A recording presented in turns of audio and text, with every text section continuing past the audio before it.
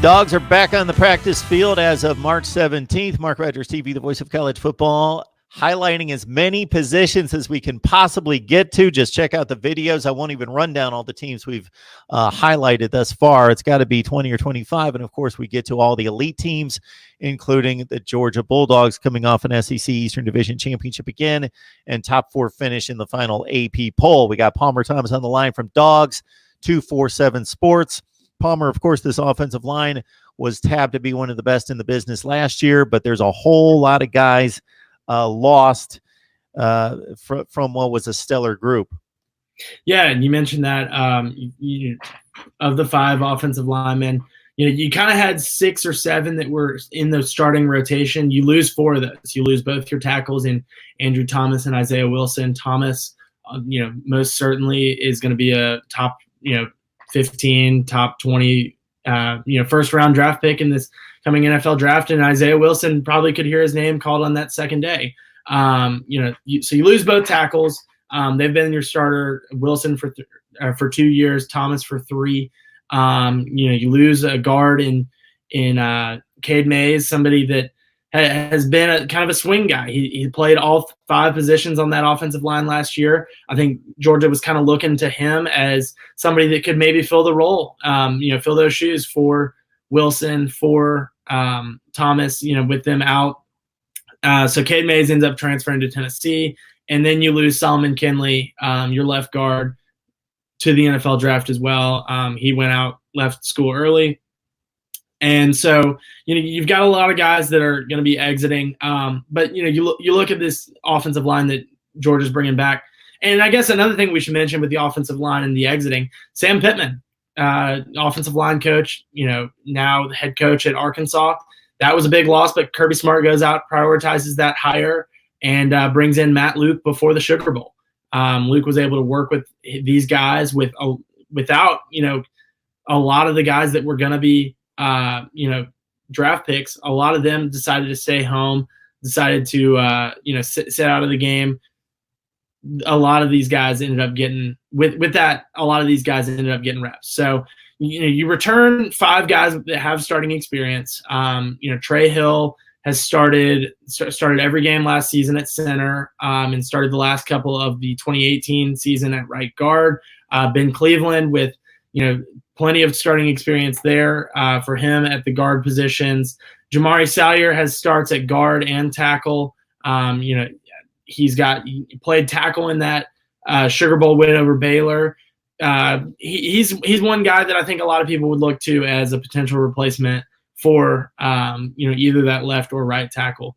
Justin Schaefer started 2 games last season, including played heavily in that Notre Dame game. That Georgia, signature win last season. With currently no NBA, NHL, or Major League Baseball, you might think there's nothing to bet on. Well, you'd be wrong. BetOnline still has hundreds of places to wager, from their online casino to poker and blackjack, all open 24 hours a day and all online. Sports aren't totally done. There's still mixed martial arts, golf, esports, XFL, and many more. And hey, what about American Idol, the elections, the spelling bee, and even the Nathan's Hot Dog Eating Contest? Be sure to use promo code CLNS50, that's CLNS50, to receive your 50% welcome bonus on your very first deposit. Bet Online, your full access wagering solution. Schaefer fills in for Solomon Kinley.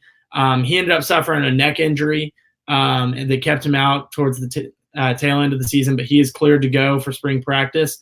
And as an upperclassman, I think he's somebody that the coaches are really going to count on, especially with his starting experience. And then Warren Erickson made his first start of his career at guard in that Sugar Bowl. Played pretty well. I think he's going to have some competition out, given the fact that Ben Cleveland is going to be a returner. Cleveland did not play in the Sugar Bowl due to academic issues.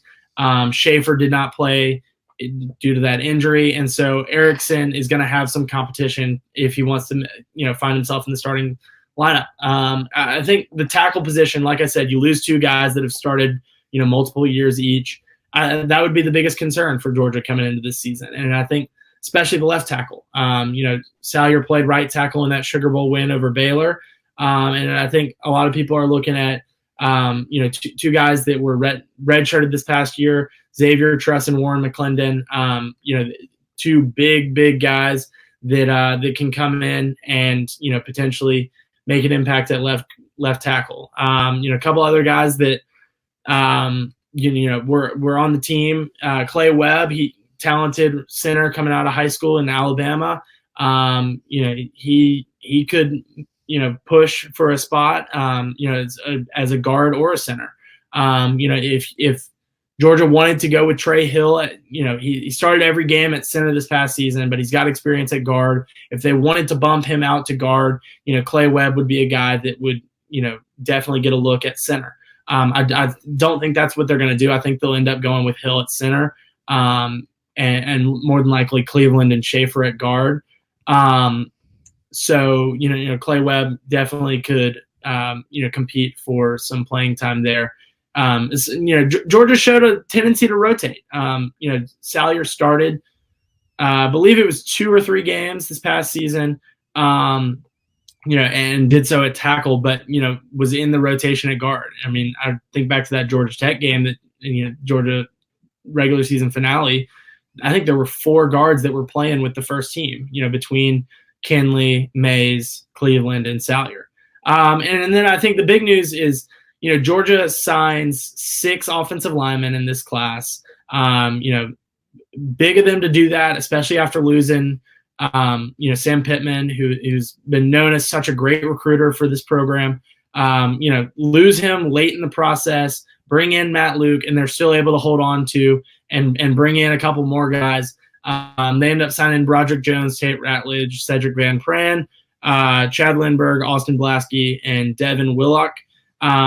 Jones is a guy that I think a lot of people could be looking at as somebody that none of those 6 will be in this spring, which is big, considering everyone that's going to be here this spring is going to have that extra bit of experience, extra time in the weight room with the with strength coaches and building that chemistry with Matt Luke. And so I think you're probably going to end up seeing Xavier Truss or Warren McClendon at left tackle, but Broderick Jones is definitely someone that could push for a spot once he gets on campus this summer.